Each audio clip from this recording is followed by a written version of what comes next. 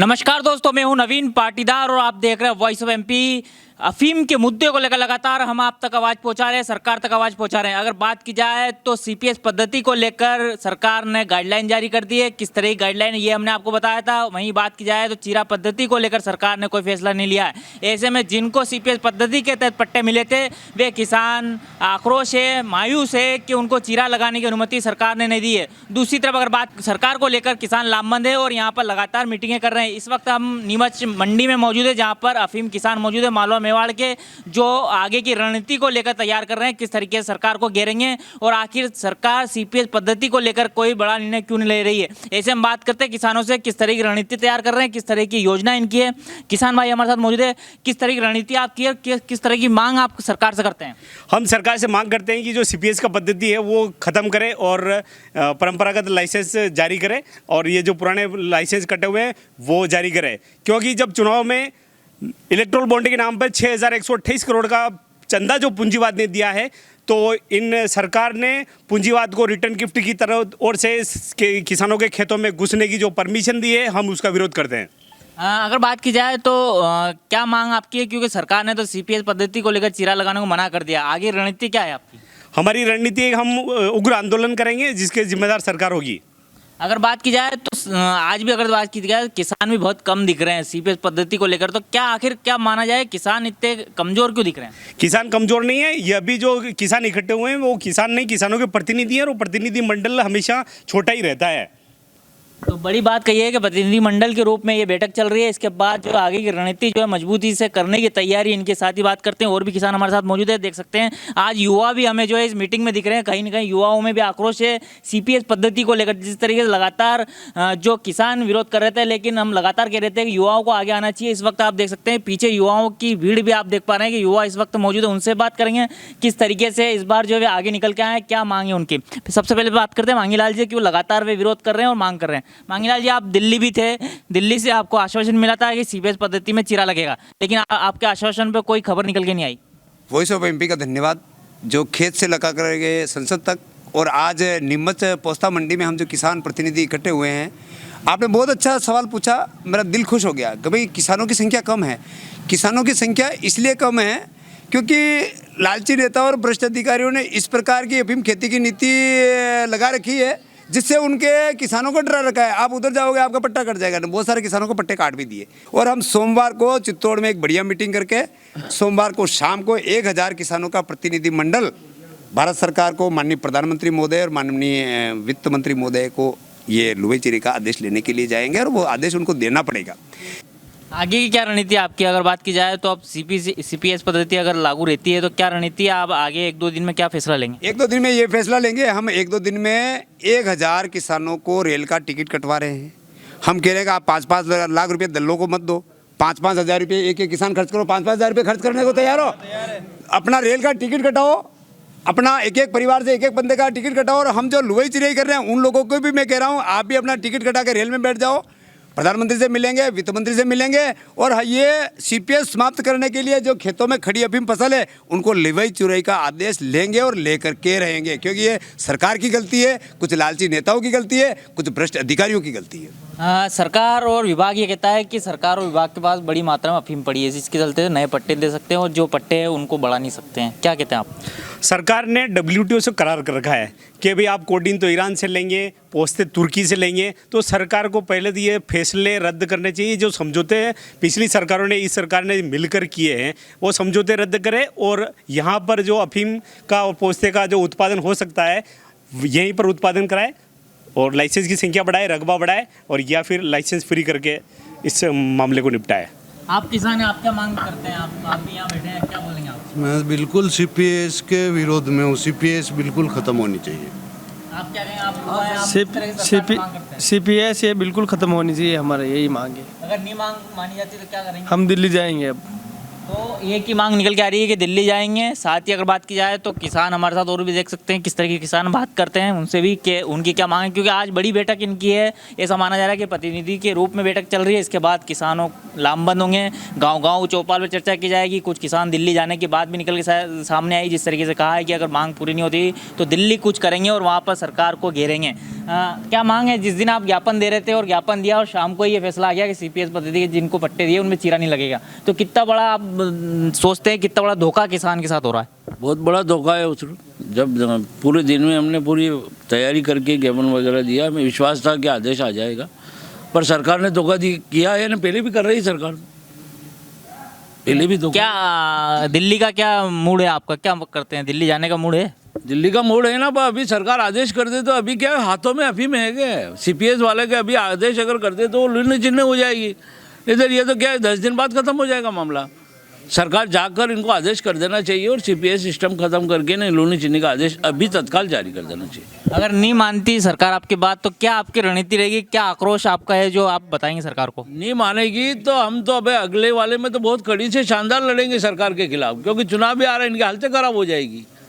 हम एकत्रित होकर दिल्ली में भी लड़ेंगे और सीपीएस इसके खिलाफ तो लड़ेंगे हैं, मार्फिन के खिलाफ भी लड़ेंगे और कीटाणु से कटे हुए पट्टे बहाल करने के लिए भी लड़ेंगे। आप भी अफीम किसान हैं, आज आप यहाँ आए, क्या मांग आपकी है? क्या सोचते हैं आपको कि इतने लंबे समय से आप अफीम चीरा पद्धति से खेती करते आ रहे थे और आपको सीपीएस पद्धति के तहत पट्टा मिला, कितना बड़ा नुकसान आपको हुआ है? पहले तो मैं वॉइस ऑफ एमपी को धन्यवाद देता हूँ जो बार बार ग्राउंड जीरो से रिपोर्ट बना रहे हैं और किसानों की आवाज़ सरकार तक पहुँचा रहे हैं, फिर भी सरकार के कान पे जूं नहीं रेंग रही है। सबसे बड़ी बात तो ये, और जिस दिन मंदसौर में किसान इकट्ठे हुए सरकार को लग गया कि 5 दिन के अंदर बड़ी रणनीति बनाएंगे और किसान को ये पता है कि अगले 5 दिन में ज़्यादा किसान इकट्ठे हो जाएंगे, और सरकार को ये पता है कि पहले वाला किसान आंदोलन मंदसौर के अंदर कितना भयंकर हुआ, वो उससे ही घबरा के उन्होंने शाम को ही आदेश पारित कर दिया ताकि आने वाले टाइम में किसान इकट्ठे नहीं हो और उनमें 2 फाड़ हो जाए। जैसे 2-4-5 दिन में लेट हो जाएंगे, किसान इकट्ठे होंगे, तो एक तो वो समय चुन लिया सरकार ने, उसी दिन का फैसला भी उसी दिन हम आज के आज आदेश जारी कर दें ताकि किसान इकट्ठे होने में थोड़ा उनको हिचकिचाहट लगे कि भाई सरकार ने आदेश जारी करा, अब आदेश जारी हो गया तो अब इकट्ठे होने में क्या फायदा।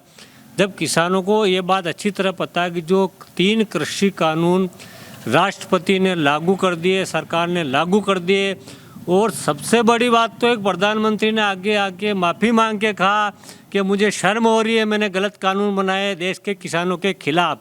सबसे बड़ी बात, जो एक जिम्मेदार ओहदे पे बैठा हुआ व्यक्ति माफ़ी मांग रहा, क्या उससे लागू करने से पहले उनको ये समझ नहीं थी? क्या किसानों से थोड़ी बहुत वार्तालाप नहीं कर सकते थे वो कि भाई आपके हम ये कानून ला रहे हैं? वही पद्धति इन्होंने अब सीपीएस में लागू कर दी, किसानों से पूछा नहीं पूछा, वो डायरेक्ट कह रहे कि हमने आपसे अनुबंध करवा लिया। आपने किस चीज़ का अनुबंध करवा लिया? अब ये कह रहे हैं कि हमने अनुबंध करवा लिया कि आपको सीपीएस माध्यम से ही खेती करवाएंगे। इनकी 2016 से ही प्लानिंग थी, जब मार्फिन का नियम लागू करा तब से ये प्लानिंग और नींव रख दी थी इन्होंने कि आगे जाके किसानों को किस तरीके से अपने को मोड़ना और किस तरीके से इनको अलग अलग भागों में बांटना ताकि ये इकट्ठे होने से कतराए।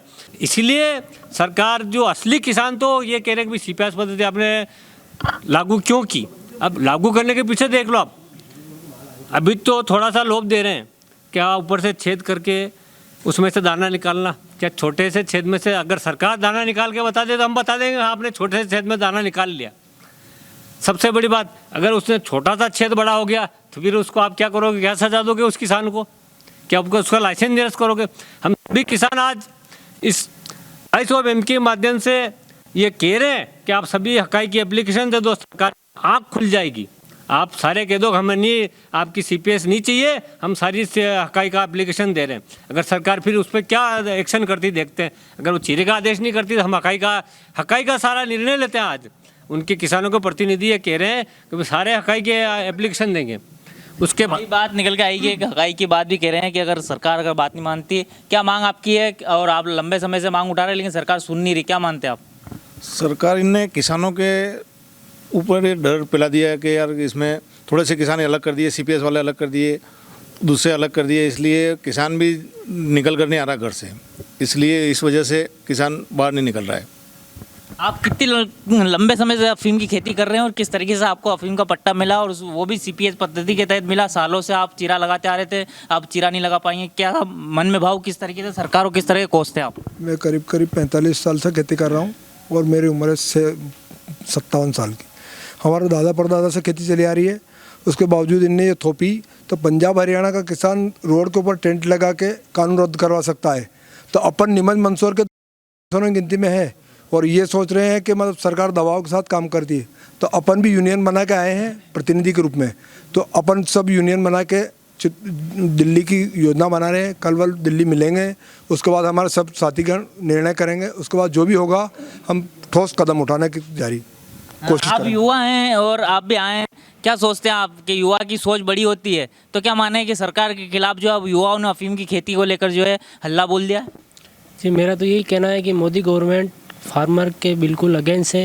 ये प्राइवेटाइजेशन कर रही है और हम इसका विरोध करेंगे। हमारे जो 2 MLA MPs है जिनको पार्लियामेंट में भेजा है, वो बिल्कुल इस लायक नहीं है। वो या तो इस बात को समझ ले या फिर आने वाले टाइम में उनको यूथ कड़ा जवाब देगा। बस यही कहना क्या चाहूँगा। सोचते हैं यूथ को जो एक अभियान जो है सोशल मीडिया पे चलाना चाहिए, चलाते भी है, देखा भी है, तो और युवाओं को आगे आना चाहिए इस? बिल्कुल आना चाहिए और युवाओं को आगे लाएंगे। और यही है कि प्राइवेटाइजेशन कर रही है मोदी गवर्नमेंट। जिस तरह से 3 ब्लैक लॉज लाए थे, उनका विरोध किया, हम भी इसी तरह विरोध करेंगे। और जब तक मोदी गवर्नमेंट ये वापस नहीं लेगी CPS सिस्टम, हम भी दिल्ली में ही रहेंगे। बड़ी बात युवाओं ने कही है कि हम भी दिल्ली में रहेंगे, साथ ही और भी किसान हैं। क्या सोचते हैं आप, कितने समय से अफीम की खेती कर रहे थे और अब जो CPS पद्धति के तहत आपको पट्टा मिला है? सर, मैं तो पहले आपको वाइस MP की और नवीन पाटिदार आपको धन्यवाद करता हूँ। जो CPS जो सरकार जो लाई है, इसको समाप्त करने की मांग कर रहे हैं हम। अगर सरकार इसको समाप्त नहीं करती है तो हम इसके लिए दिल्ली में बड़ा आंदोलन करेंगे और सरकार को हमारे इस आंदोलन के लिए कोई ठोस कदम उठाना होगा। और मैं सांसद महोदय से भी इसमें बात भी की मैंने, उन्होंने कहा कि हम इसके लिए कोई जानकारी देंगे आपको।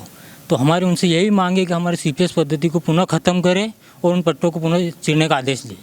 चीरने का आदेश वापस मांग रहे हैं किसान। क्या सोचते हैं आप, कितने समय से अफीम की खेती कर रहे थे, अब दिखे था आपको पट्टा मिला है, तो अब क्या आएंगे या फिर सरकार से जो है मांग करेंगे, सरकार को घेरेंगे? नहीं, हम बिल्कुल चीरा लगाएंगे। 1-2 दिन में सरकार से आग्रह करते हैं कि हमें चीरा लगाने का आदेश दे। अगर सरकार इस पर विचार नहीं करती है तो हम सोमवार को शाम तक या 1 आध दिन में दिल्ली का रुख करने वाले हैं, हज़ारों की संख्या में किसान, और सरकार का घेराव करेंगे।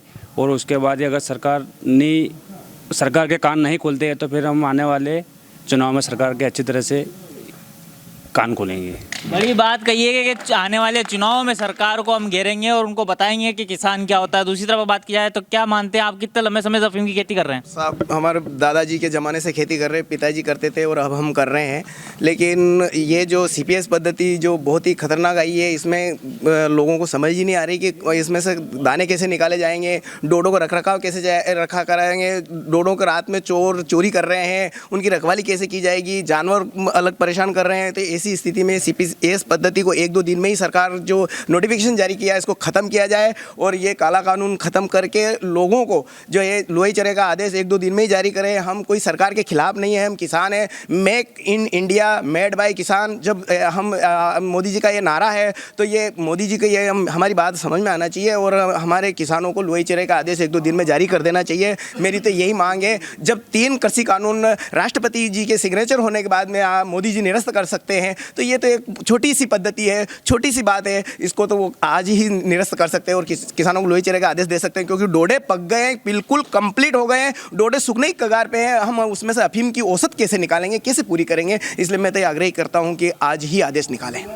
बड़ी बात, बड़ी अपडेट निकल के सामने आई। किसान ये भी कह रहे हैं कि CPS पद्धति काला कानून है। दूसरी तरफ अगर बात की जाए तो जिस तरीके से लगातार OSMP की टीम भी इस मुद्दे को उठाते आ रही है कि सरकार को सुननी चाहिए। जिस तरीके से लंबे समय से चीरा पद्धति को लेकर जो किसान यहाँ पर चीरा लगा के अफीम की खेती कर रहे थे, ऐसे में सरकार ने जो फैसला लिया CPS पद्धति को लेकर, सरकार को किसानों की सुननी चाहिए, उनकी जो मांग है उस मांग को मानना चाहिए। साथ ही अगर बात की जाए तो आज जो किसानों ने मीटिंग रखी थी, ये मीटिंग किसानों की ये थी कि यहाँ पर जो है वो एक रणनीति तैयार कर रहे हैं, आगे की रणनीति को लेकर यहाँ पर फैसला लिया जाएगा। उसके बाद गांव-गांव में चौपाल में बैठकें होगी और सरकार को घेरने का काम करेंगे। साथ ही एक बड़ी जानकारी ये निकल के सामने आई है कि सरकार को घेरने के लिए यहाँ से एक प्रतिनिधि मंडल के रूप में किसान यहाँ से दिल्ली जाएंगे और दिल्ली में सरकार के सामने अपनी बात रखेंगे। अगर बात नहीं मानी जाती है तो किसान एक बड़ा आंदोलन करने की तैयारी भी कर सकते हैं। मेरे सहयोगी पवन राव शिंदे के साथ नवीन पाटीदार की ये खास रिपोर्ट।